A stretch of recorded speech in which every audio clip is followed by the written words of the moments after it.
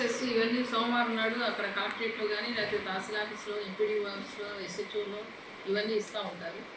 అవి ఇచ్చినప్పుడు వీళ్ళు ఈ కింద ఉన్నటువంటి అధికారులు అవి క్వాలిటీ ఆఫ్ డిస్పోజల్ అంటే సంతృప్తికరంగా పిటిషనర్ సంతృప్తి చెందాడా, ఈ డిస్పోజల్ అంటే సమస్య పరిష్కరించబడిందా, ఏ రకంగా పరిష్కరించారు అనే విషయం మీద వీళ్ళు రిజెక్ట్ చేసిన కేసెస్ ఏమైనా ఉంటే అవి వచ్చేసి మేము దాన్ని పరిశీలించి ఎందుకు ఇది రిజెక్ట్ చేశారు అని చూడటం అనేది జరుగుతుంది. అంటే అది కరెక్ట్గా చేశారా లేదా రిజెక్షన్. ఒకవేళ ఆ రకంగా చేసి ఉండకపోతే అది మళ్ళీ క్వాలిటీ ఆఫ్ డిస్పోజల్ చేయాలా, మళ్ళీ ఓపెన్ చేసేసి అవి సరైన పద్ధతిలో దాన్ని డిస్పోజ్ చేయాల్సి ఉంటుంది. అదేవిధంగా వీళ్ళు డిస్పోజల్ చేసిన కేసెస్ అది సరైనదిగా చేశారు, మరి అదే ఓపెన్ కాలేదు. అలాంటి కేసెస్లో కూడా అంటే ప్రాపర్ వేలో డిస్పోజ్ చేసిన కేసెస్ కూడా ర్యాండమ్గా మేము చెకప్ చేస్తాం.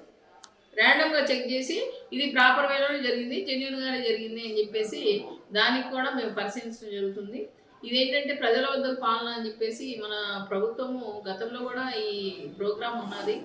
ఇప్పుడేమో నోడల్ ఆఫీసర్స్ని వేసేసి దీనికి ఆడిటింగ్ క్వాలిటీ ఆఫ్ డిస్పోజల్ అనే దానికి ఏంటంటే మెయిన్ పర్పస్ ఆడిటింగ్ చేయాలి. అంటే ప్రజలకు ప్రభుత్వం అనేది వాళ్ళ యొక్క సమస్యలన్నీ దగ్గరుండి తీర్చడం ఇందులో ముఖ్యమైనటువంటి అంశమే ఉంది.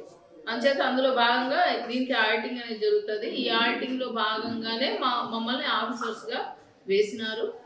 దీని గురించి మేము ప్రతి ఎవ్రీ వీక్ కూడా ఒకసారి వీక్లీ వన్స్ వచ్చేసి ఇక్కడ సరిగ్గా ఆడిటింగ్ సరిగ్గా ఈ సమస్యల పరిష్కారము ఈ ఆఫీసుల్లో సరిగ్గా జరుగుతుందా లేదా అనేది చూసి దానికి సంబంధించి ఒకవేళ ఇన్ కేసు ఏదైనా సమస్యలు వచ్చిన చోట అవన్నీ క్లియర్ చేయడానికి వాళ్ళకు కూడా గైడెన్స్ ఇవ్వడం జరుగుతుంది. ఇది కనుక క్వాలిటీ ఆఫ్ డిస్పోజల్ లేకుండా ఇంప్రాపర్ వేలో కనుక డిస్పోజల్ కనుక జరిగితే అలా చేసినటువంటి అధికారులు 1-2 సార్లు చూసి వాళ్ళ మీద షోకాజ్ నోటీస్ కూడా వాళ్ళకి ఇవ్వటం అనేది జరుగుతుంది. అందువల్ల అధికారులందరూ కూడా ఇవన్నీ కూడా సరిగ్గా చేయడానికి ప్రయత్నించాలా. అదేవిధంగా ప్రజలకు మర్యాదపూర్వకంగా IVRS అనేది వాళ్ళతో మర్యాదపూర్వకంగా మాట్లాడాలా, వాళ్ళకి రెస్పెక్ట్ ఇచ్చి వాళ్లకు సరైన విధానంలో వాళ్ళకి మార్గదర్శకాలు చూపి వాళ్ళ సమస్యను పరిష్కరించాలా. ఇది PGRS ఉద్దేశమైంది. అందులో భాగంగానే మేము ఇప్పుడు వచ్చాం. రాపూర్లో ఏమన్నా ఉన్నాయి మేడం PGRS సమస్యలు? PGRS ఉన్నాయండి. రాపూర్ వాళ్ళు బాగానే చేశారు.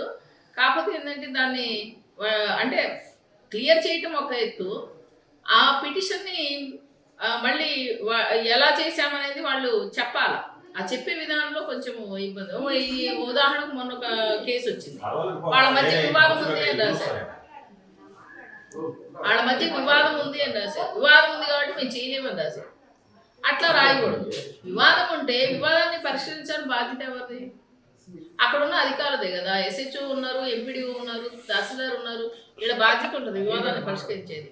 వీళ్ళు వాళ్ళని పిలిపించి వాళ్ళని అది రెవెన్యూ ఇష్యూ అయితే రెవెన్యూ కోర్టు కూడా పెట్టచ్చు.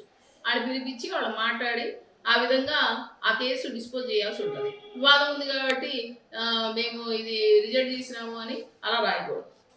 అలాంటి కేసు వచ్చింది, చెప్పాము, మీ తహసీల్దార్ గారికి చెప్పాము. తహసీల్దార్ గారు మేము కరెక్ట్ చేసామండి, కానీ అది రాయటం కొంచెం పొరపాటు అయిందని చెప్పారు. అది రెక్టిఫై చేశారు. చరిత్ర సృష్టించినోడు ఇప్పుడు ఆ చరిత్రని తిరగ రాయబోతున్నాడు. అబద్ధాల గోడల్ని బద్దలు కొట్టి నిజాలను రాగా మీ ముందుంచబోతున్నాడు. నిజమైన వార్తల కోసం వెంటనే డౌన్లోడ్ చేసుకోండి రా యాప్ని.